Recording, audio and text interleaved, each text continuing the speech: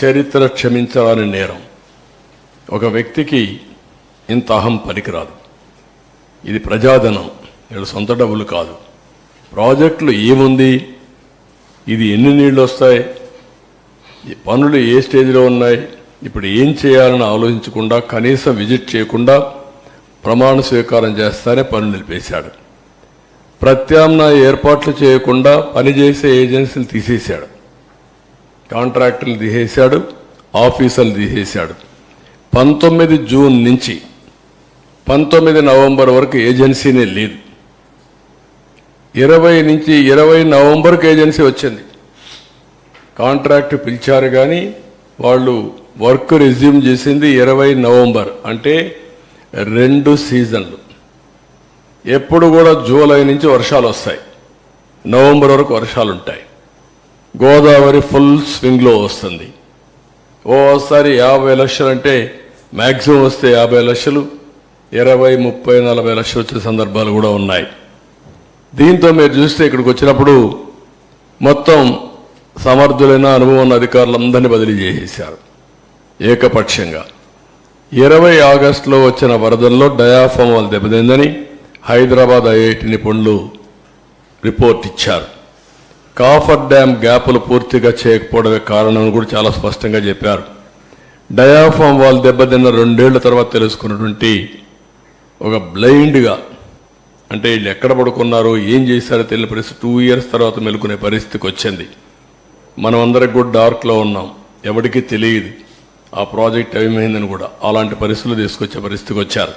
Next, ఇక్కడ ప్రత్యామ్నాయం ఏర్పాట్లు చేయకుండా జీవోలన్నీ మీకు అందరికి ఇస్తాం, మీరు స్టడీ చేయండి. ఇప్పటికే స్టడీ చేశారు, అది స్టడీ చేసి ప్రాపర్గా ప్రజలకు చెప్పే బాధ్యత మనందరిపైన ఉంది.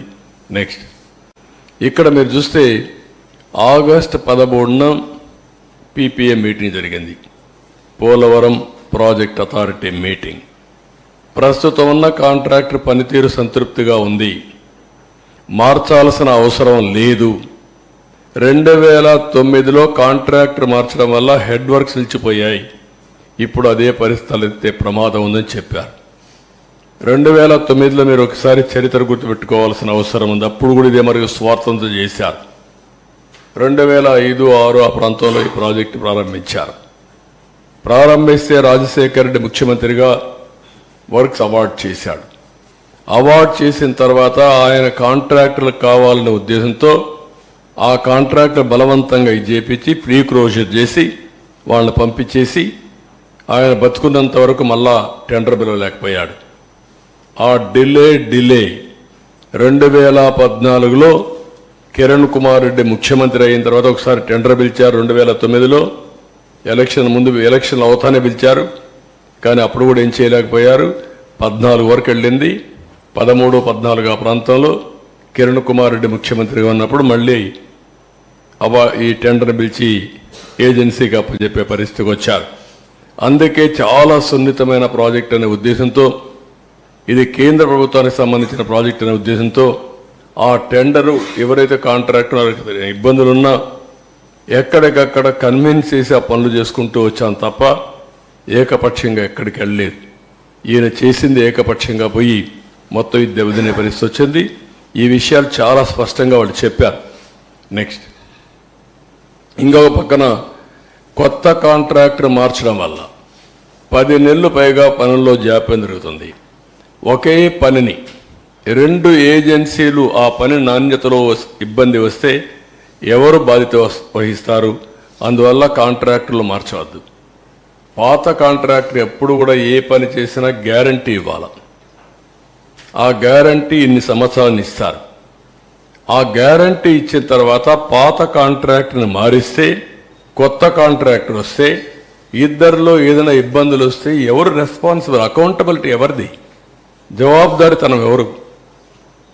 అది ఫిక్స్ చేయలేము, కాబట్టి మీరు మార్చొద్దండి అని చాలా స్పష్టంగా చెప్పారు. అయినా కూడా వినకుండా మొండిగా ముందుకు పోయారు. నెక్స్ట్, ఇక్కడ కాంట్రాక్ట్ని మార్చడం, ముందు చూపు లేకపోవడం, సరైన సమయంలో పనులు చేయకపోవడం, చేసే పనులు జాప్యం వంటి కారణాల వల్ల నిర్మాణంలో తీవ్రంగా జాప్యం జరుగుతుందని కావున ఏజెన్సీలు మార్చవద్దని మళ్ళీ 16/8/19 చెప్పారు. ముందు లెటర్లు రాశారు, మళ్ళీ వీళ్ళు ఇది కూడా చెప్పారు. ఇంకొక పక్కన మీరు చూస్తే గవర్నమెంట్ ఆఫ్ ఇండియా ఇది PPA చేసింది.